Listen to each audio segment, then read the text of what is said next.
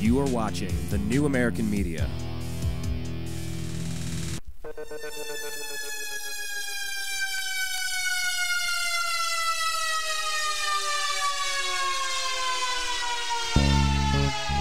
from the Milky Way galaxy, solar system, planet Earth, the United States of America, Los Angeles, California to be specific. Hello. Happy Turkey Day weekend, everybody. My name is Brian Engelman, and you have found The New American Media. Thank you very much for joining us today. Man, we got so much to talk about, but really, I just kind of want to start off talking about favorite turkey side dishes. What was a standout item on the dinner plate? And we're going to ask a couple of interesting people. We'll talk with Blake, the eccentric Walley. He's a radio host. He's a blogger. He's a general rabble-rouser. He is a activist. He is a researcher. He is a co-host of mine on Mondays over on freedomizerradio.com.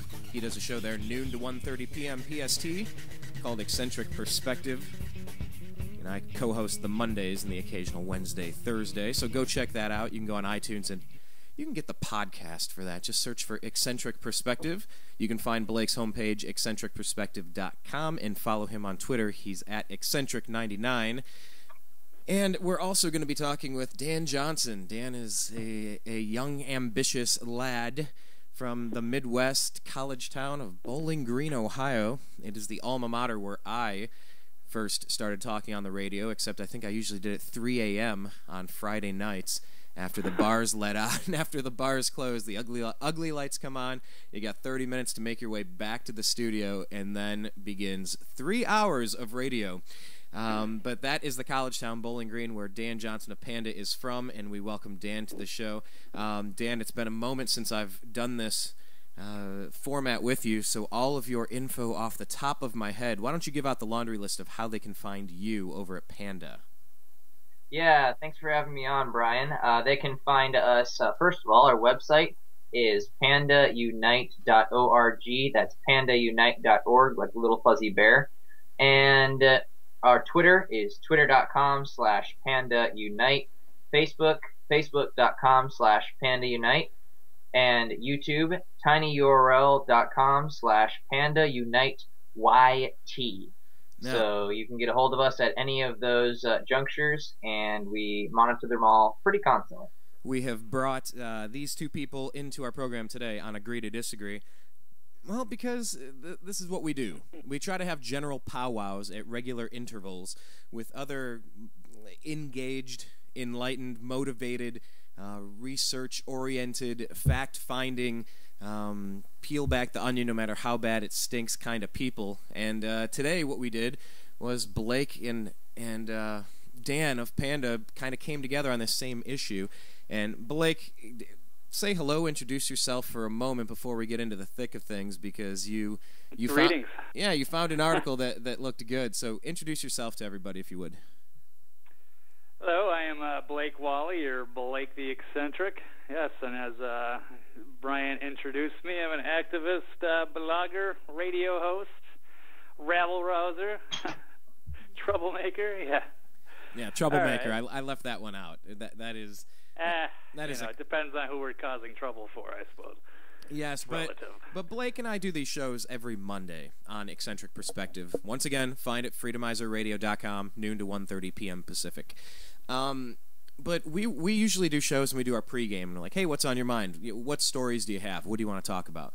Well, did you hear about this? Oh, yeah, we're talking about that. And we do our pregame. We kind of produce this show together. And I talked with Blake. He was going to co-host with me today on Agree to Disagree.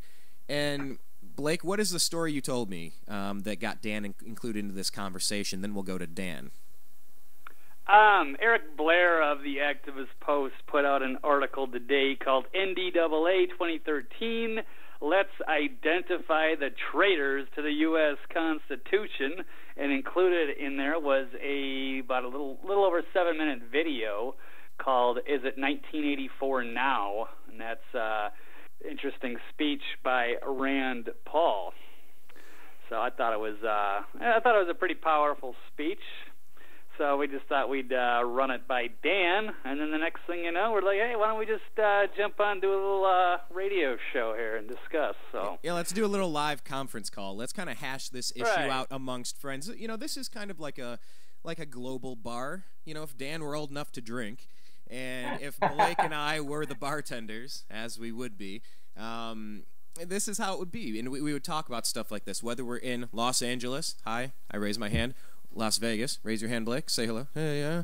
Or in Ohio. It doesn't matter where you're at. People are having this conversation across the globe right now.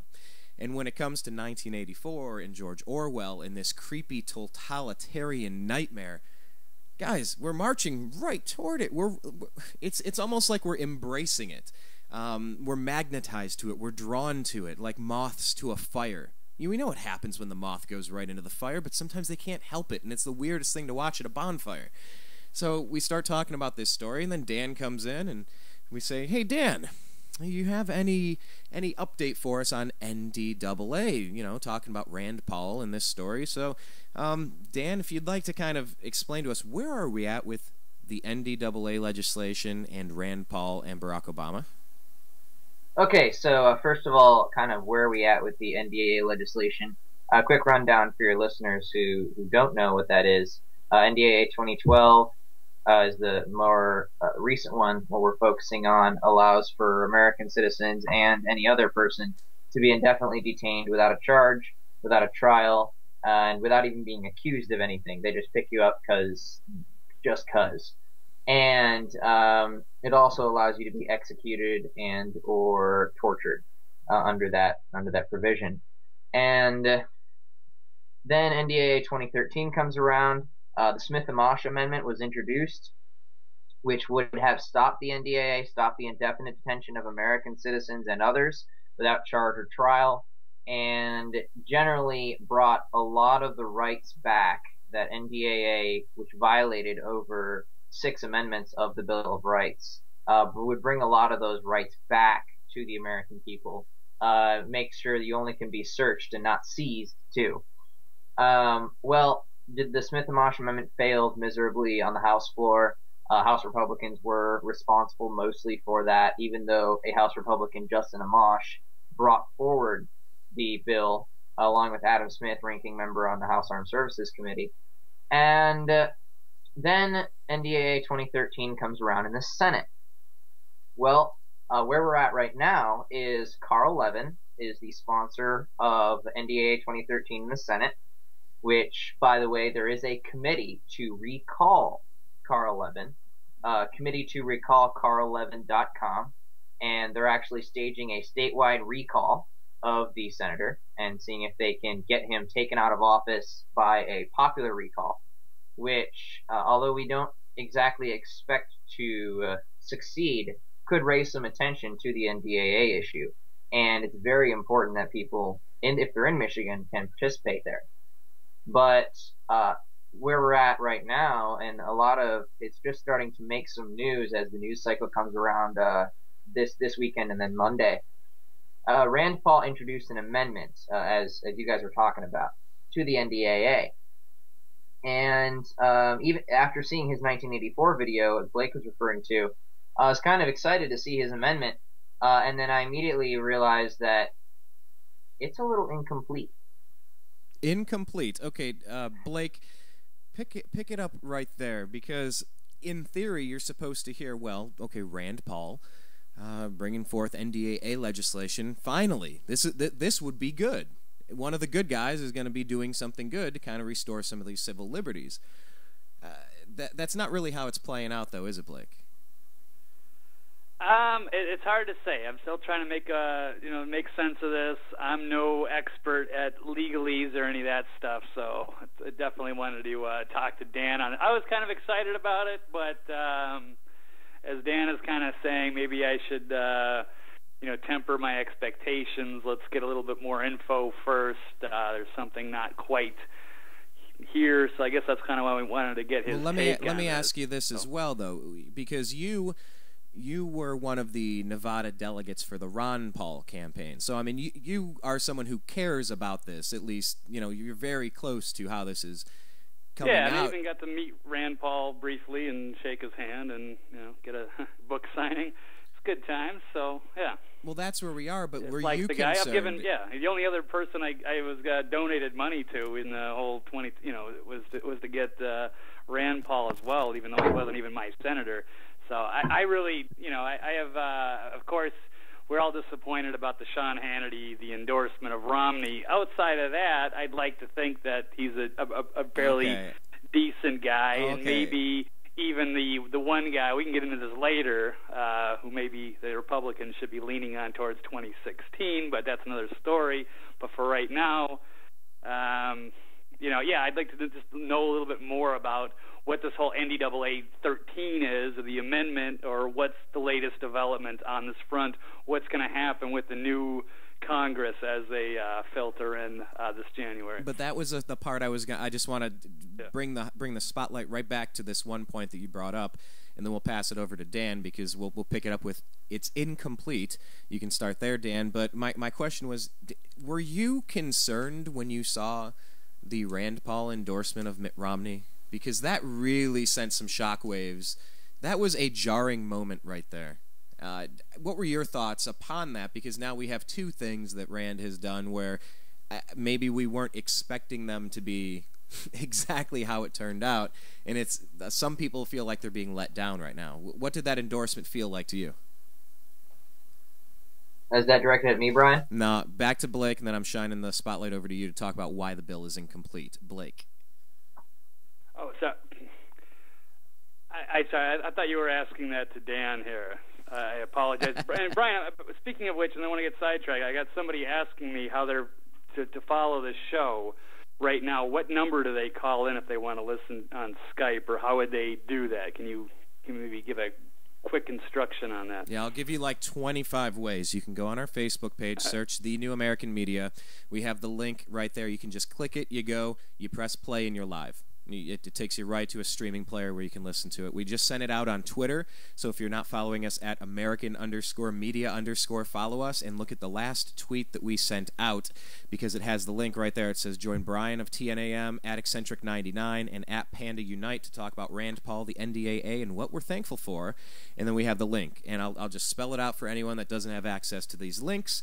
You can find us at thenewamericanmedia.com/ TNAM-radio. TNAM. So it's thenewamericanmedia.com / TNAM-radio, and that's how everybody can find us live. But Blake, the question, just to reset it real quick, was the Mitt Romney endorsement from Rand Paul. What did that feel like to you at the time? It really was a complete shock, I think, for everybody. Like, your dad, how would you feel like if your dad is running for president? And how do you endorse another person? I mean, you're down to basically the two candidates, and all of a sudden you go on the Sean Hannity show and endorse the person running against your own father, the guy I think they actually share a place over in Washington D.C. They live together, and everything about that really stunk. I think there's something more to it that we're not being told, but for whatever reason, Rand Paul had to play ball. I don't know if he's trying to a lot of people are speculating on what the real reasons were, if he's trying to cozy up to the old GOP establishment, or maybe he's being blackmailed or something like that. But there has to be more to that story than we're being told. Okay, well that's all right, well let's pick it up there, because if there's more to the story, whatever. Okay, maybe it's one thing that was really strange, but you know how when we like someone, we can tend to look past some of their imperfections, whether it's your favorite sports team or your favorite politician. But now here's another thing that Rand is doing that Dan has some serious issues with. So Dan, regarding where we left off, you said it's incomplete, the legislation that Rand Paul put out there. You left it with a very interesting word, incomplete, because you're not necessarily saying anything negative, but you're trying to finish a C project and turn it into an A+, if I'm understanding you right. Kind of, but you have to keep in mind the context in which I said incomplete. Okay. I was speaking in the past tense. What my first impressions of it were. So, as I'm not a super legal expert and do not have the high rank of lawyer, then, or low rank, depending on where you look at it, then I looked at this and went, well, that's interesting. The Smith and Marsh Amendment was quite a bit longer and covered quite a bit more bases than this.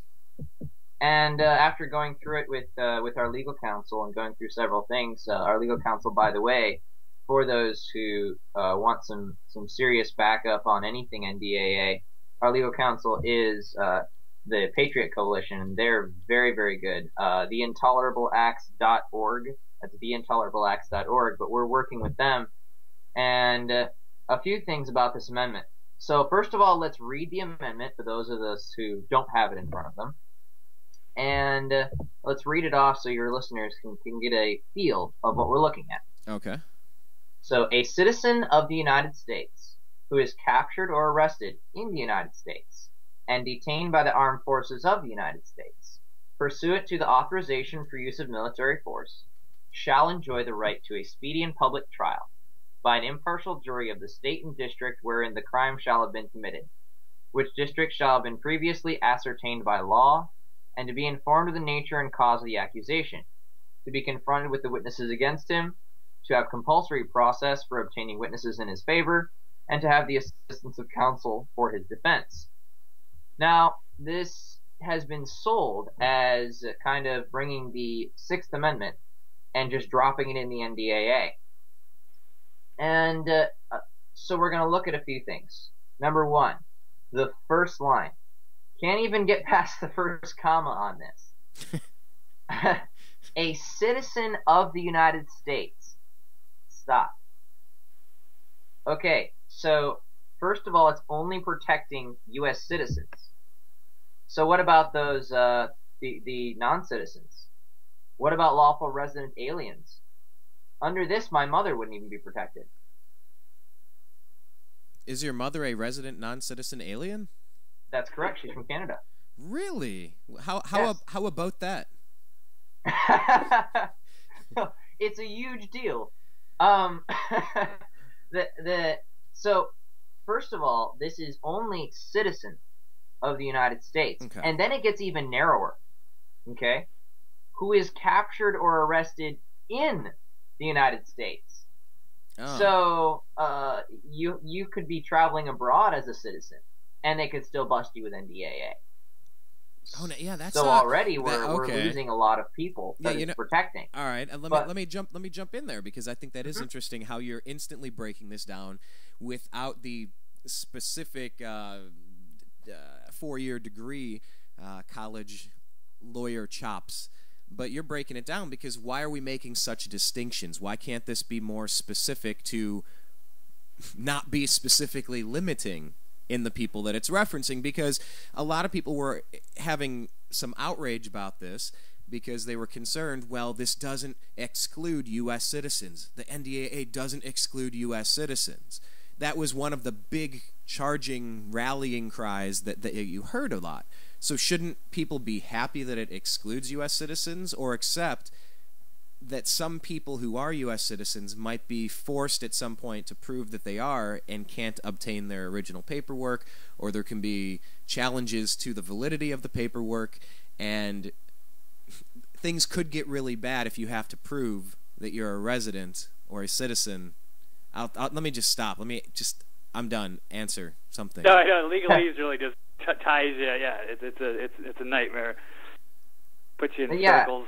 Yeah, totally. I mean, like, okay, you, Mr. Brian, walk into court, and the judge says, and you present the judge with your documents saying, look, I'm an American citizen, the NDAA doesn't apply to me, and let's say you look Arabic. And the judge looks at you and says, well, I'm sorry, sir, these documentations, we're going to have to charge you with forgery because I don't think this documentation is correct. And it could be correct. It probably is. But the judge can go, well, we don't recognize that. Whereas if you walk into a room, like the founders put persons in the Constitution, if you walk into a room, or in that same courtroom, and the judge says, well, I'm sorry, sir, you're a dog, it won't work. It's not going to fly well in the courtroom. It's not going to make any sense. So they can't really say you're not a person.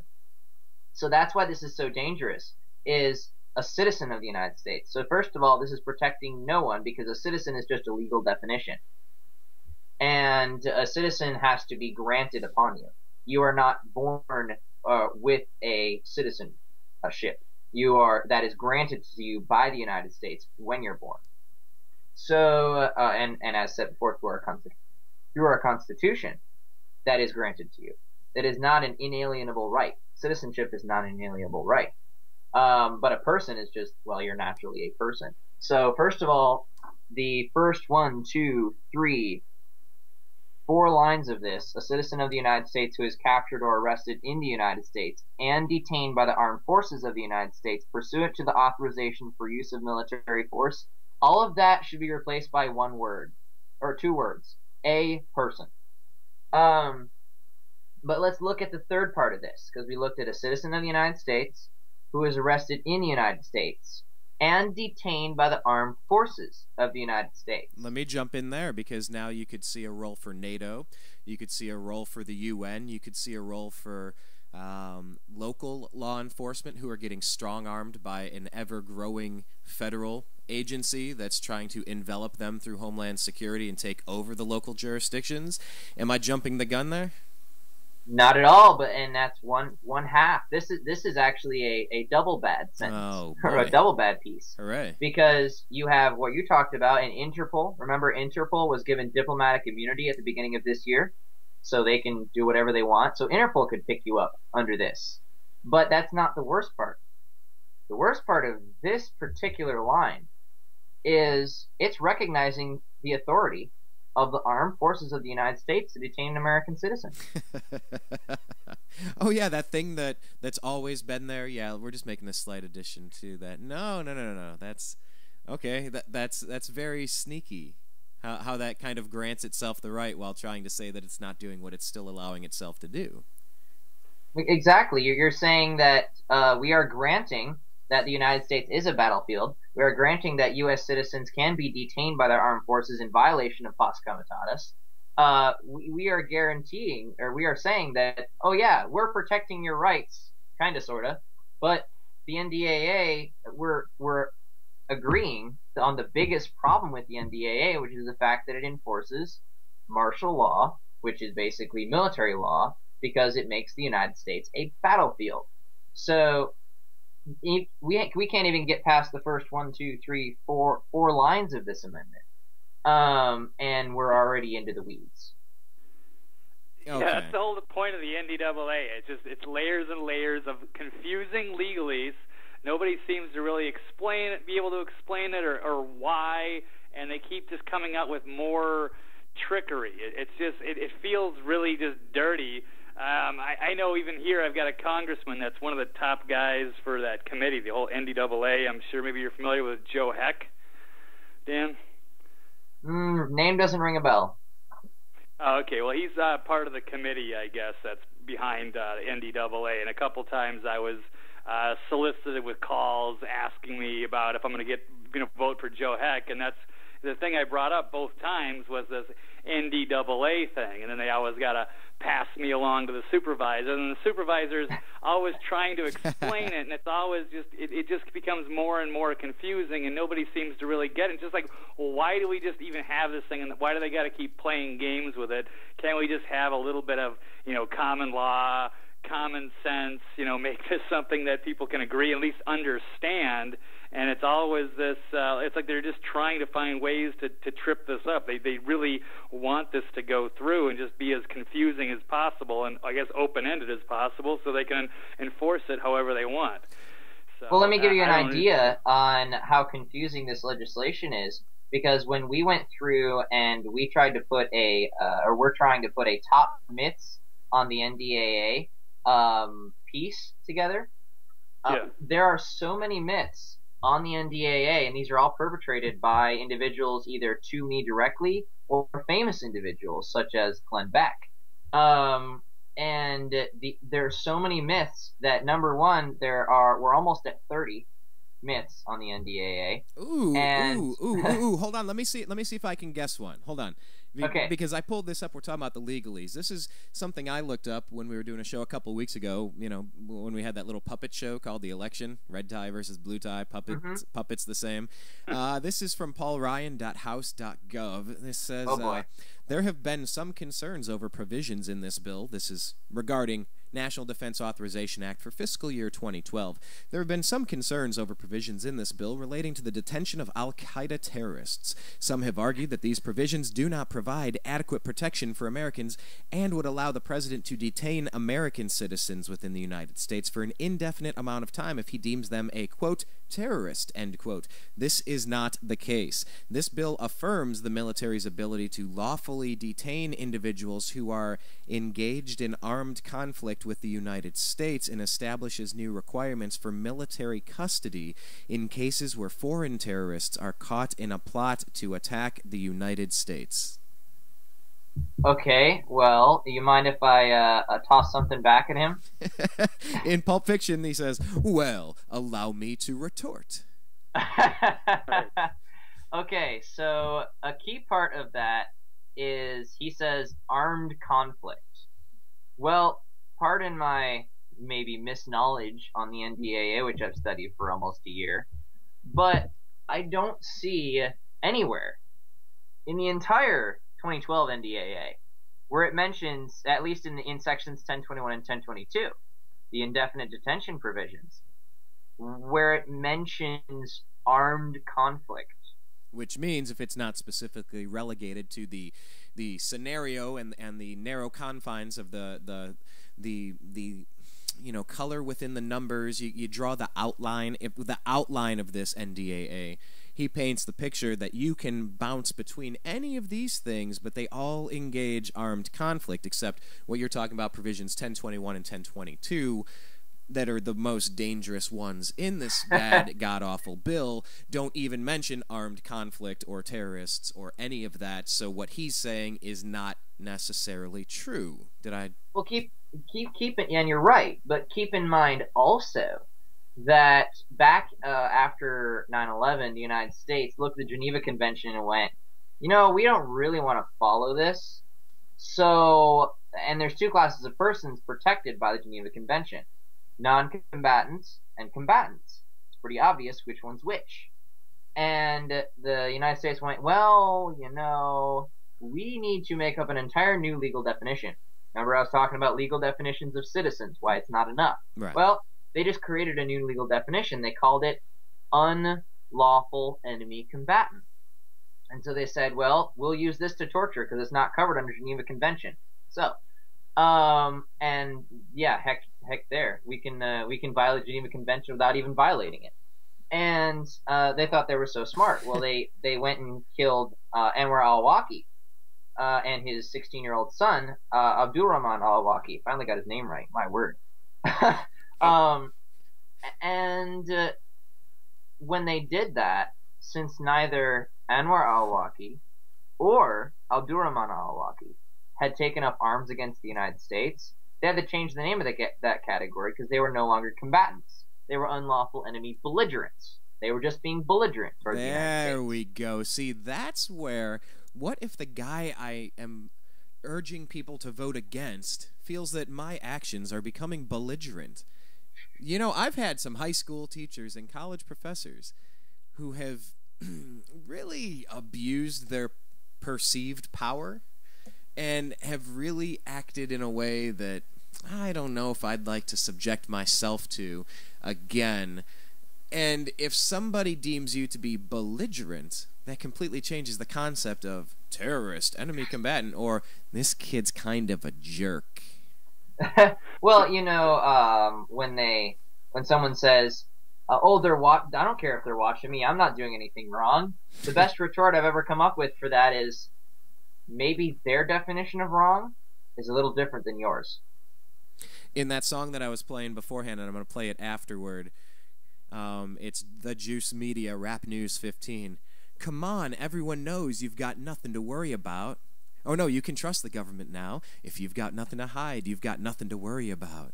Yeah, it's that same concept, like we have to submit to proving the opposite. We have to convince that we're worthy of not being smacked, arrested, killed. I don't really know.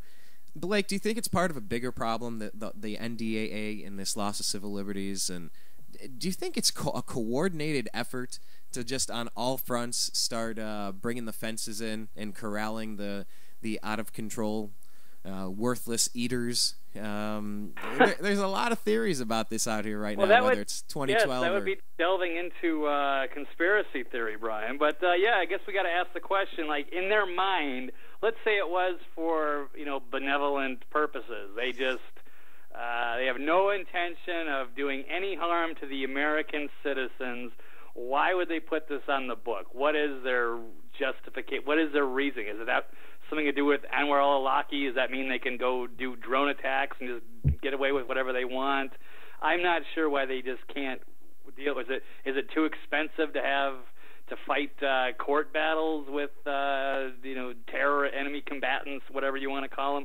What is their what if it's not for against us, if it's not getting into that conspiracy stuff, then what in their mind is it for, and why are they being so confusing and elusive about just answering the questions? Why isn't this more in the media? Oh, hello. That was epic. Dan is back. The wonders of technology. Yeah, I got kicked. Whoa, you are much louder now, sir. Am I? Wow. All right. Wow. For some reason, I got kicked off. Gotcha. Wow, that is much hotter. All right, so sum it up. If the government loves us, they would never want to hurt us or get rid of our due process. Then what is their whole purpose of NDAA? What is it that they are really benefiting from? Well, in there, if we're not included, if the good citizens of the United States, journalists are protected, and it's got nothing to do with us as they try to tell us, then what is the reason for this in the whole first place, and why are they being so confusing about it? I am not convinced that I should just roll over and go back to sleep. I think I heard a noise downstairs. I think it's 3 o'clock in the morning, and I think it's time to take a look and see if an enemy is trying to do harm to me. You know, I'm awoken at 3:30 in the morning, and something doesn't feel right in the pit of my stomach. All right, so I'm going to take a look and investigate to see if there's somebody that's trying to break into my home or already has that intends to do me harm. Something in the pit of my stomach just doesn't feel right about this, Dan. So, regarding... Yeah, and speaking of investigating, just to jump back to the amendment, almost done with it, and it's really not that long. So imagine if we had to go through the entire NDAA on air, or at least sections 1021, 1022, a whole 4 pages. This amendment's half a page. And it's a very quick fix. Then they're actually trying to be straightforward in how they attempt to fix it in something you can digest in a couple paragraphs. Finally, yes, but unfortunately, it's not simple. It's still convoluted in those paragraphs. Right. So it says, shall enjoy the right to a speedy and public trial by impartial jury of the state and district wherein the crime shall have been committed, with district shall has previously been ascertained by law. So most of this is right along with the Sixth Amendment. But the important part to look at is the district which has been previously ascertained by law. If your law for your country is a battlefield law, what courts rule over battlefield law? Whoa! Oh, there's a test. There's a test. What courts rule over? Would that be a military tribunal of sorts? Military commission, precisely. Okay. And the second question, and this gets harder. You take this one, Blake. Who needs a jury? You take this one, Blake. There are military commissions in the Constitution. Okay. Okay. Are they an Article 3 court? Will you just tell the class? You're the one that did the report on this. You have the volcano diorama. You just tell us, all right? I'm not getting as high of a score on this test as I need to, but Dan, that's why I'm trying to talk to you, because a lot of this stuff is complicated, convoluted, intentionally deceptive. You think you're voting for one thing and it's actually saying something else. This is complicated, and this is their plan. They want it as difficult to understand, comprehend, and change as possible. So anyway, I'm just kidding with you, but I don't know where we're at with that. Well, I mean, it's good you're able to admit you don't know, rather than trying to say, "Oh yeah, I kind of know that." Yeah, you're not a politician yet, Brian. We got to get you. We got to compromise a little bit more principles than that. Thank you for the YET. I mean, it would probably be what is the Chinese saying? May you live in interesting times. It's the best curse you could get. I've wondered sometimes if politics might be a place for me to go, but it's so maddening. It's hard enough to talk about it. Dare I say, belligerently on the radio, but to get into politics, it's truly a wacky, kind of pointless thing. But no, so I am admitting I'm not exactly sure. So how does it all shake out as far as the jurisdictions, the military tribunals, what's in the Constitution, what it's actually saying, and what it's supposed to make us think that it's saying and it's not?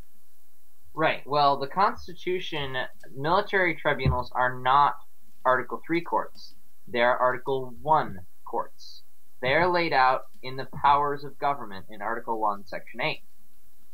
So when it talks about Article 3 courts in the 6th Amendment, or in the 6th or 5th Amendment, no, I'm failing on the Constitution. Yes. All right. When it talks about Article 3 courts, military commissions are not Article 3 courts. That's something to keep in mind. So when he talks about the jurisdiction and the place where that jurisdiction would be, well, the Military Commissions Act of 2009, the jurisdiction would be under courts martial or military tribunals.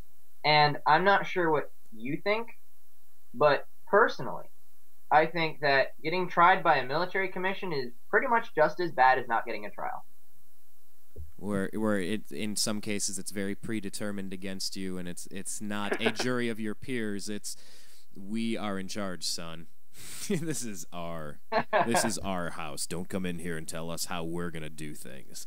Yeah, I don't know if I'd like to be on the other side of that without adequate legal representation, without, I don't know, the media getting involved to help a little bit. Yeah, I don't know that I would prefer that either. Blake, we're getting a request to connect with somebody right now from the Freedomizer Network. They've asked that we call them on their Skype line. Let me see if this works, gentlemen. We'll see if we can... Yeah, maybe they're just trying to figure out how they can call into the show. Yes, it is some of the many challenges. We're putting Dan on hold. Wait, what is this? Interesting. No, I don't think we're going to do that. Dan, you're still here? Oh, wait, it says pause. Here we go. Call on hold. Hold on, folks. We love this technology.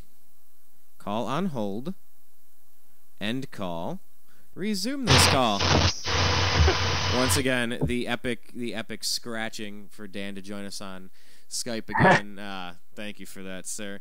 I'm back. Yeah. Well, we had somebody trying to call us in, trying to ask us a couple of questions about it. But Blake, it really seems like the NDAA and a lot of these things, it's very intentional. There's a reason why Congress is full of lawyers. They're full of people that are professional liars.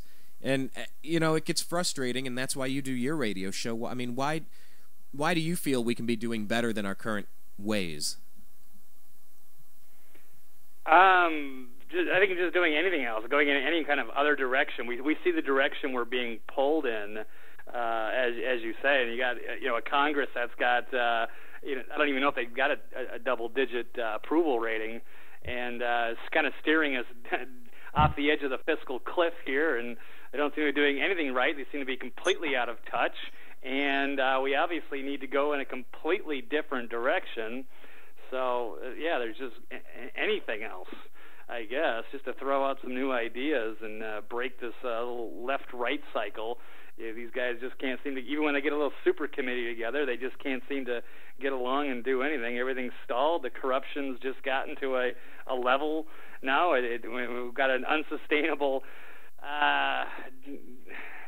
system going on, and we need big change. So yeah, I like to get out, and I don't. People are sick of all the BS and sick of all the confusing legalese. So that's what I like to do, is just cut through all the BS and tell it like it is. Oh, but they absolutely can get along. Yeah. Just not when we want them to. Or because look at House Resolution 347, which left the option open to stop a protest legally anywhere at any time. And that was voted unanimously, 97-0 in the Senate, and only 3 detractors in the House. Wow. So they most definitely can pull together. All you need is 2 words: national security. Watch them line up. Yeah, you're right. It's kind of like people have compared the Republicans and the Democrats to like 2 big mafia families. They kind of war against each other, but if you kind of go after the game, then they both stick together and fight everybody off. Yeah. Oh, that's interesting. And kind of finishing off this amendment to make sure that we get all the stuff out, because I'm gonna have to let you guys go soon, unfortunately.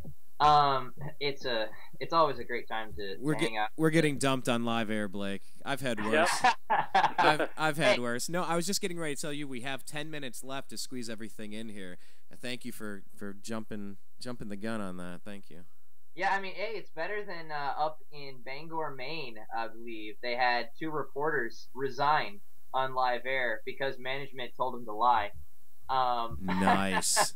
Very nice. Yeah, you got to send that article to us so we can send it out on Twitter. By the way, everybody, if you're not following Dan on Twitter, you can follow his group Panda at Panda Unite, and you can follow Blake at Eccentric99. You can follow us at American_media_. I was going to say, Dan, you should grab that article or that video and send it over. That looks like exactly the type of thing we need to post at thenewamericanmedia.com. But, you bring up a good point. It's not that they don't get along. The point is that they do get along. And it's like Jesse Ventura said, when you're doing professional wrestling, you go out on stage and you're the biggest enemies that you could ever imagine. Polar opposites. You get back behind the scenes, you're eating great dinners and you're sipping martinis with each other, laughing, chumming it up because you're a performer and you're getting the crowd riled up the way that you're supposed to, and then you go reap the benefits of it, and it's just a game. It's just a wrestling match. But Dan, before we run out of here, what final points do you want to make about this as we do have to wrap this up? Obviously, check out your websites, and I want you to give a good plug for everything that you're up to over at Panda. But wrap this up in a nutshell for us and remind people what can they do if they have a little bit of time, they have a little bit of motivation, a little bit of dedication, a little bit of love of personal liberty. What ways do you suggest they get involved, either locally or with some other groups online? Okay, so let's kind of wrap this amendment up. Obviously, we went through how restricted it is that the coverage of the amendment. Citizen in the United States, arrested in the United States by the military. And then we went through who are they going to get a trial in front of, according to the Military Commissions Act of 2009, a military tribunal. And so there's a lot of problems with this amendment. But the question then must be asked, but what would be the problem with throwing something symbolic on the table? And there are 2 big problems with throwing something that's only symbolic on top of this bill. Number 1, we do not compromise on the Constitution. You can compromise on other things if you want. I don't compromise on my values, and we don't compromise on the Constitution, at least here at Panda, and I have several other organizations who don't. So if you're going to introduce an amendment, and we'd love if Mr. Paul were to contact the Patriot Coalition or Panda, we could work with him to get something that would actually stop the NDAA in the Senate very easily. We definitely would love to work with the good senator there. However, this amendment here does not protect our rights, and we will not stand for something that sees a soft line with the Constitution. Well, we can follow the Constitution here, but maybe not as far. Maybe not this way, or maybe not. No, the Constitution is absolute. There is a solid line there. You do not cross. So that's the first problem with this amendment. Benjamin Franklin said, those who would give up their liberty for security deserve neither liberty nor security. Paraphrasing, obviously. And he also adds, and shall surely lose both. And exactly, and shall surely lose both. Giving up your constitutional rights because they say the only way we're going to get anywhere is with a compromise is absolutely unacceptable. Secondly, what if this amendment passes and then it is spun by every single mainstream media source and even liberty movement sources who don't really check into the language of the amendment What if they all go, we won, it's over, we're done, we got it, and you're gonna make, by passing this amendment, the senator from Kentucky, Mr. Rand Paul, will hurt the liberty movement immensely if this passes and goes through. Because that's another thing it's hard enough to explain the NDAA. I whittled it down to like 30 seconds. But it's hard enough to explain NDAA to the average person or a legislator. Much less having to then explain this amendment, which took us, what, 30 minutes, 45 minutes? Yeah, we painted ourselves into verbal corners at least 13 times trying to do it. Yes. Just to explain this amendment took that long. So that's going to add that much more time and that much more possibility for confusion talking to legislators and talking to national, state, local legislators and talking to law enforcement. That's going to make it that much more confusing. And it's going to give people that false sense of it's over, the fight's done with. Well, we will not stand for that. We are of the opinion, if you're going to do something, do it right. And do it right the first time. Don't go back and try to fix it later. Well, so either you're going to introduce an amendment that really protects our rights, or we're not going to support that amendment. Let me tell you, Dan, that's one of the silver linings as I see it, because I've really been struggling to obtain these silver linings. They have been promised to me in the past. I have wasted money on them so the silver lining, at least, that all of the people who would have thought, oh, if we can just put a Republican in there again, we'll get this thing figured out. Oh, it'll be okay if we can just stop this Democrat, and then the Republicans, they'll fix it all. At least those people are not going back to sleep like they did under the Bush administration. That's the one silver lining as I'm trying to find it. I'm trying like hell to be positive about what happened in our election and how the next 4 years is projecting. But, Blake, that's something that I've been concerned about for a while. Do you think it would have been worse? And do you think that those people would have gone back to sleep if Romney, for example, would have won the presidency? Oh, absolutely. So I think we're actually maybe in a better spot, because right now we'd probably be talking about what are they going to try to jam through during the lame duck session. Yes, and all the conservatives would be all, oh my God, everything's turned around, everything's going to be happy and great, and we're going to turn the economy around, blah, blah, blah. And then we'd be sitting here 4 years later going, who's running against Romney this year? Because nothing came true. Nothing's been done. And now I hate all these stupid Republicans for wanting to get Mitt Romney reelected while he gives the same campaign speech he did in 2012 and is doing the same crap over and over again. So, yeah, in a way that this might be better off. And, he does a little freak me out a bit with his foreign policy anyway. And, so it's just going to be more of the same. It didn't really matter with this election, but that is a good point. Well, you know what? So, the thing about that, Blake, who would President Obama have pardoned? What an interesting conversation that would have been, and what a great one we're going to have 4 years from now. But we're down to about 2 minutes left. So, Dan, remind people if they're encouraged by what you're saying but discouraged by what they're finding when they're doing research online, there's some places they can go to get more information or maybe get involved with you and your organization at P.A.N.D.A. Yeah, definitely. They can go to pandaunite.org and they can get involved there. We're a nationwide organization, almost 40 states now, and with 90 chapters nationwide. We're very effective. We're one of the most effective groups fighting the NDAA. And we have a lot of legislation, a lot of different places getting ready to go. I also wanted to let you know that I'm getting a lot of notices that you're not broadcasting on the website. This is not going live, at least from different people here. So I don't know what was going on with there, but hey, technical difficulties are something that the NSA likes to throw at us, right? Yeah, I'm watching live connections. I know that it's getting through to people. I know that it's broadcasting in the studio.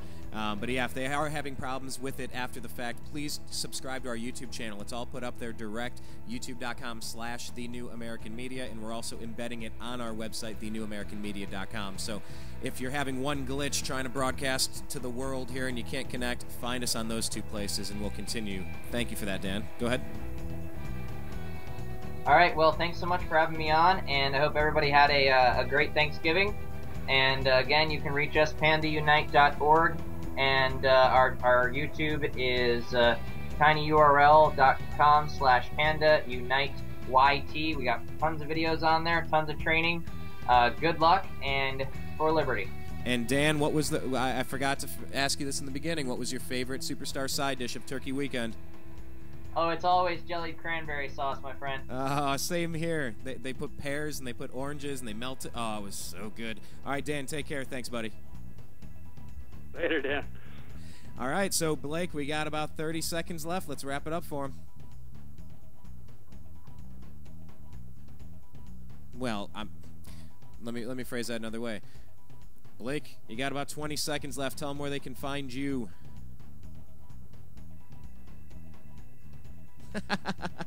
It's been one of those shows, folks. You bring up the NSA in a conversation and goofy things start to happen.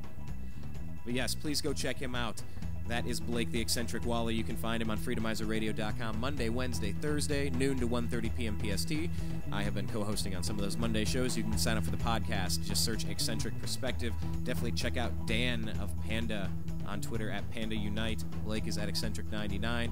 And we are at American_Media_. Thanks for sticking around with us today. Probably take a bit of a breather here, and we'll be back with you soon. It's a time to spend moments contemplating family, the important things in life, declutter some of the distraction. What are you thankful for? What are you giving blessings for? What makes you happy? What can you do with less of? It's all good. Thank you so much, everybody. We're going to leave you with something interesting here. We're going to switch over to Juice Media Rap News 15.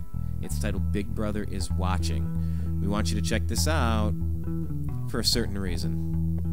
Just check out the lyrics. You'll understand why we're playing this for you, especially after today's episode. By the way, we play this with their blessing because, well, we've reached out to them and they're friends of ours. We like these guys. Juice Media.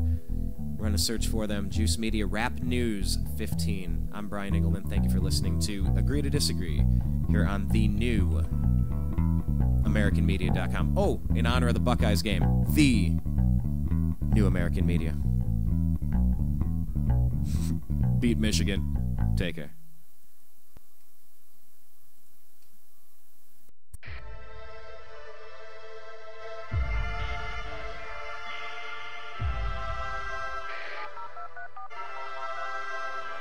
Welcome back, netizens, to this newest edition in Juice Media series of rap news journalism with me, Robert Foster. This evening we're actively delving in depth to facts which affect all of us who dwell on this internet. And we've got to give a special welcome to all the ladies and agents from the NSA, ASIO, MI5. Glad you're listening in, because today's show is all about surveillance and how it's spreading from the streets into our modems. As we speak, laws are being tacitly written in to implement ways of controlling the expanse of this internet to keep us safe, we're told. But from whom? And will this place ever be the same if these plans go through? To find out, we connect with our first guest to comment on the matter. We're live at the Panopticon with General Baxter. General? Son? Good to have you back again with us. Explain why the state is spying on us. My fellow Oceanians, as you know, we've always been at war with Eurasia. Or is it East Asia? Either way, it's war and we need division to wage it. But now the proles are connecting online, bypassing these illusory divisions of race, religion, and nationality. Sounds grand to me. It's a catastrophe. Centuries of hard work are being undone, profits are vanishing, and it's due to the internet. It's empowering humanity. We need to get this snafu under control rapidly. How? Behold the latest weapon in the war of terror. Our greatest invention since 9/11. Guaranteed to keep us free and safe forever.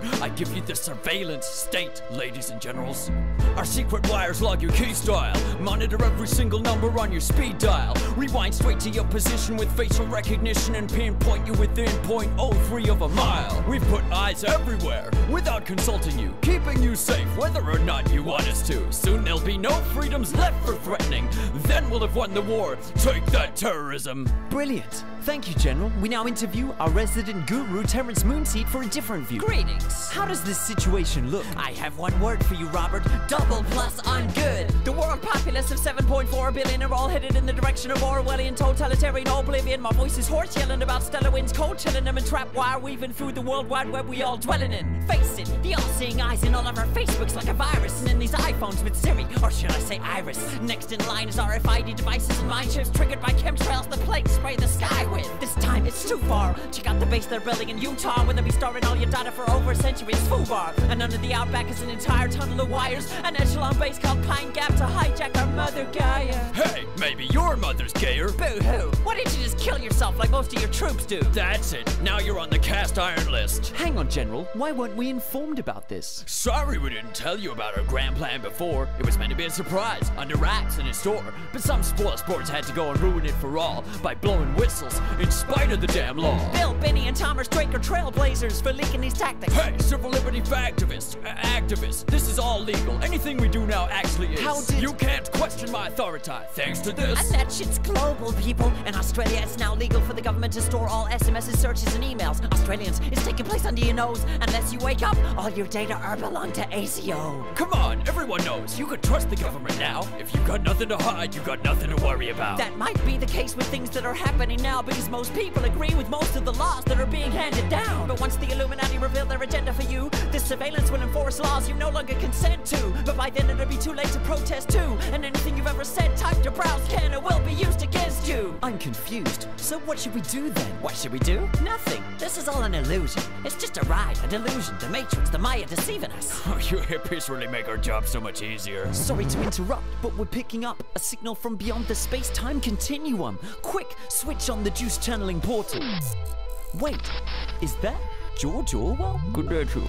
Wow, what do we owe this honor to? I tried to warn you noobs, but I see you are actually fools, or else you thought this was an instruction manual. Yes, so can you advise us? What would you have us do? An open and universal internet is the most effective tool you have to address the issues that afflict the world at hand. Therefore, protecting it is the most essential task that stands before your generation. I think I understand. Hush, man. You must not lose the internet. Heed this mantra. Who controls the internet controls the data. And who controls the data controls the future. We're losing you. I leave you with a tool to use. An onion? Don't be simple, Robert. This is but a simile. It stands for Tor. Tor? Google it. It's for anonymity. This onion router open network helps considerably against tyranny, but its abilities only work if all you use it consistently. And even if you don't use it, run it, so its force swells. Thanks, Mr. Orwell. From now on, call me George Torwell. If we'd had such tools when I wrote this, well, it would have been so much simpler to tell Big Brother to go f*** himself. The mother sucking piece of shit. Thanks, George Torwell, for manifesting direct from this memory hole of history to impress on us these messages. We're told we need safety, which is precious, yes, but can a society that can enforce all its laws ever progress? Hindsight shows that many figures guilty of thought crime turned out to be luminaries and heroes before their time. But if a surveillance state had reigned then in this form and design, just think of all the progress we may have all been denied. Could lobbies for women's or gay rights have appeared and thrived? Would revolutionary ideals have materialized? Would science have pioneered or even survived if every word had been monitored by thought police and spies? Big Brother brings chilling effects, freezing our collective hopes. He doesn't protect our safety, but protects the status quo and threatens this internet, the one channel yet uncontrolled, whose openness we are now called upon to effect and uphold.